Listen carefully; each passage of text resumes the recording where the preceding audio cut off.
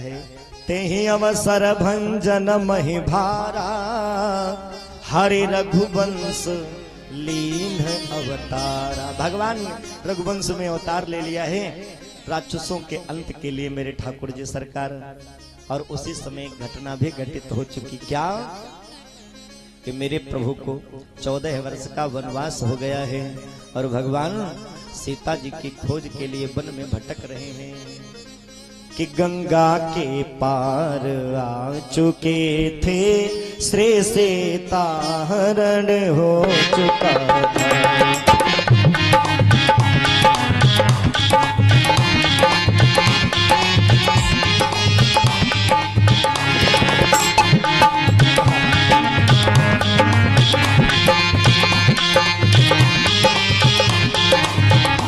गंगा के पार आ चुके थे,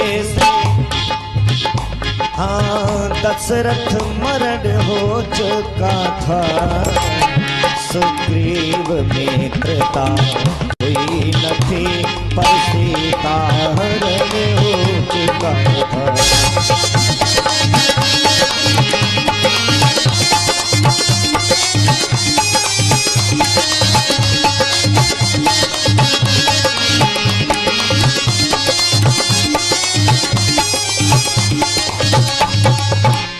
गंगा के पार आ चुके थे, श्री दशरथ मरण हो चुका था। सुग्रीव मित्रता हुई न थी, सुग्रीव मित्रता हुई न थी, पर सीता हरण हो चुका था।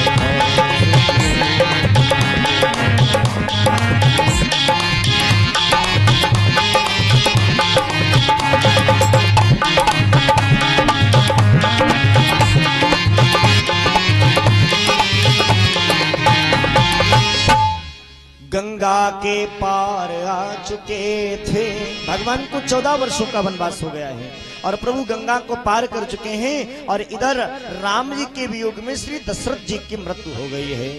श्री दशरथ मरण हो चुका था।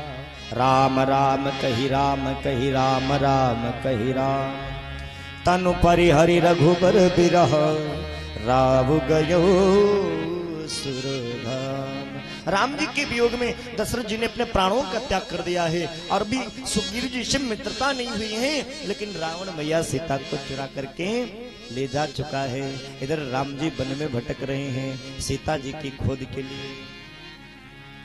राम जी रो रहे हैं, लताओं से वृक्षों से पूछ रहे हैं कि तुमने मेरी सीता को कहीं देखा है? कि पपीहा चुप लगा बैठा, न कोयल गुन गुनाती है, न कोयल गुन गुनाती है। सिया की याद आती है, सिया की याद आती है। पपीहा चुप लगा बैठा, न कोयल गुन गुनाती है। सिया की याद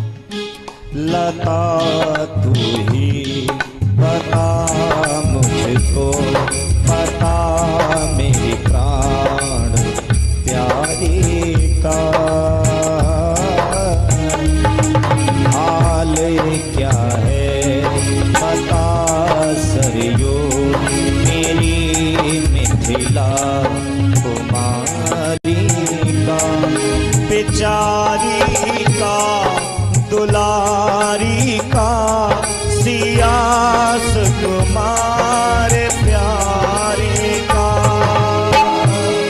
पवन तो ही बता तो सिया किस ओर जाते हैं, सिया की याद आती है, सिया की याद आती है, सिया की याद आती है, सिया की याद आती है।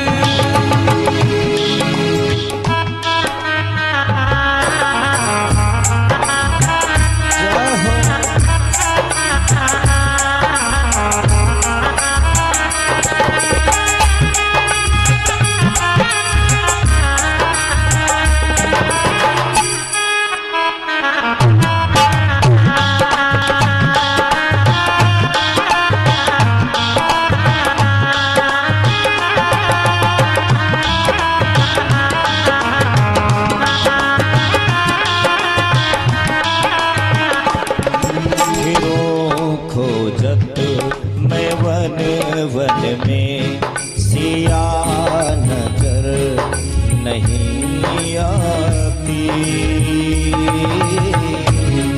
फिरों खोजत मैं वन वन में, सिया नजर नहीं आती। कसक उठते मेरे दिल में, याद रह रुलाती है, याद रह रुलाती है, सिया की याद आती है, सिया की याद आती है, सिया की याद आती है।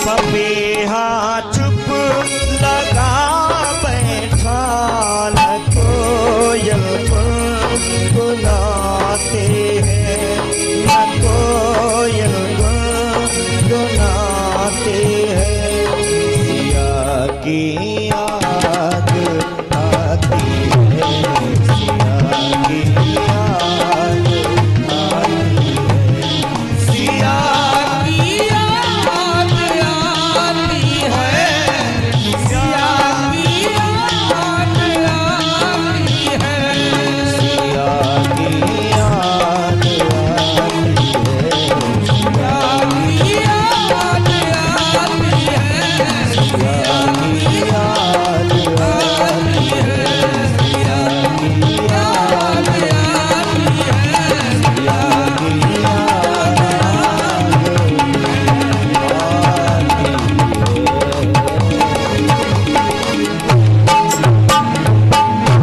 श्री राम जी सरकार वन में भटक रहे हैं। हे खग हे मृग मधुकर श्रेणी, तुम देखे सीता मृग ने।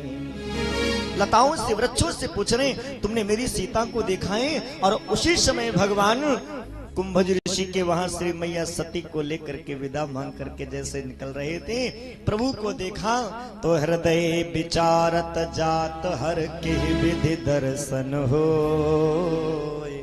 गुप्त रूप अवतरो प्रभु, गए जाने सबको।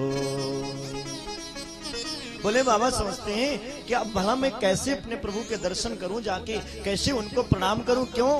शंकर और अति क्षोभ सती न जानई मरम सोए तुलसी दर्शन लोभ मन डर लोचन लालची।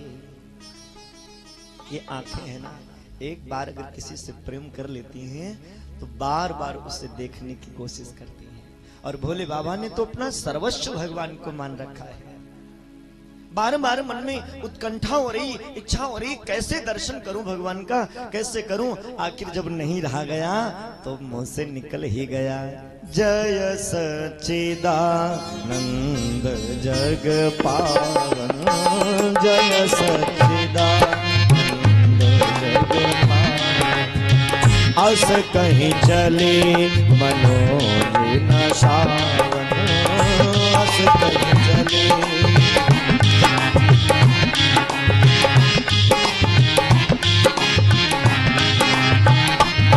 बोली सच्चिदानंद भगवान की। जैसे सच्चिदानंद भगवान का नाम लिया भगवान भोलेनाथ ने, सच्चिदानंद कह करके प्रणाम किया। मैया सती ने देखा, बोले हैं ये क्या, ये तो उल्टा उल्टा आज मुझे देखने को मिल रहा है। क्यों? मन में पहले से ही जो भ्रम भरा है, जिसके बारे में जब जाना ही नहीं तो कैसे मान ले। आज सोच रही है मन ही मन कि शंकर जगत बंदे जगदीसा, सुर नर मुनि सब नावत शेषा, तिन्ह नप सुतन कीन परना। उन्होंने राजा के लड़की को प्रणाम किया, और वो भी ऐसा वैसा नहीं, बोले कहे सच्चिदानंद परधाम, सच्चिदानंद कह करके।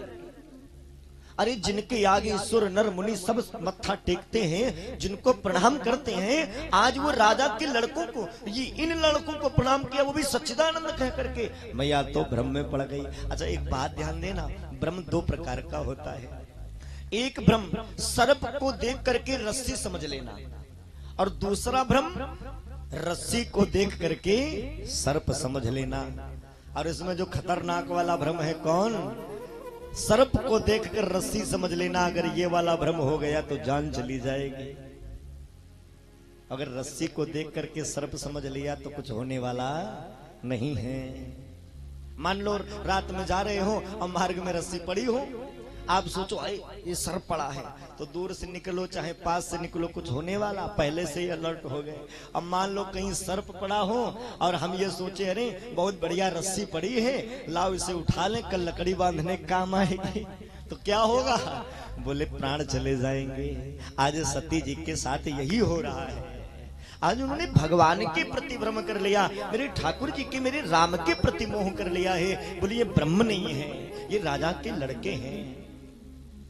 यद्यपि प्रकट न कीन भवानी, उन्होंने कहा नहीं, कुछ बोला नहीं, लेकिन भोले बाबा तो सब जानने वाले हैं। सो तुम जानहु अंतर जामी, पुरवहु मोर मनोरथ स्वामी। बाबा जान गए अंतर मन की, और बाबा कहते हैं देवी देखो मैं तुम्हारे सब स्वभाव जानता हूँ। सुनहु सती तब नारी स्वभाव, संशय असन धरिय उर काहू। अपने हृदय में किसी भी प्रकार का संशय न रखो, क्योंकि मैं नारी का स्वभाव जानता हूं कैसा होता है। इसलिए देवी मैं तुमसे कहता हूं कि जैसे तुम्हारा हृदय से ये संशय दूर हो, ये भ्रम मिटे, तुम वह उपाय करो जा करके। जऊं तुम्हारे मन अति संदेह तो किम जाय परीक्षा ले हो। तब लगी बैठी अहम बट छाही, और जब लगी तुम आई हो मोहि पाही। अब देखिए बाबा यहां पर दो बात कह रहे हैं कि देवी तुम्हारा संशय जैसे दूर हो तुम वो कार्य करो, जैसे मिटे जऊं तुम्हारे मन अति संदेह तो किन जाय परीक्षा ले हो। अगर तुम्हारे मन में संदेह है तो जाकर के तुम परीक्षा लो, और जैसे मिटे मोह भ्रम भारी, जैसे तुम्हारा ये भारी भ्रम दूर हो, करे हो सो जतन विवेक विचारी, तुम वही काम करना। तब तक हम इस बरगद के पेड़ के नीचे बैठे अच्छा, भोले बाबा जब कभी भी बैठते हैं, आराम भी करते हैं, विश्राम भी करते हैं, तो केवल बरगद के पेड़ के नीचे ही बैठते हैं और कहीं नहीं बैठते, जब भी बैठे हैं। और अभी भी कह रहे हैं कि तब लगी बैठी आहूं बट छाही, जब लगी तुम आई हो मोई पाही।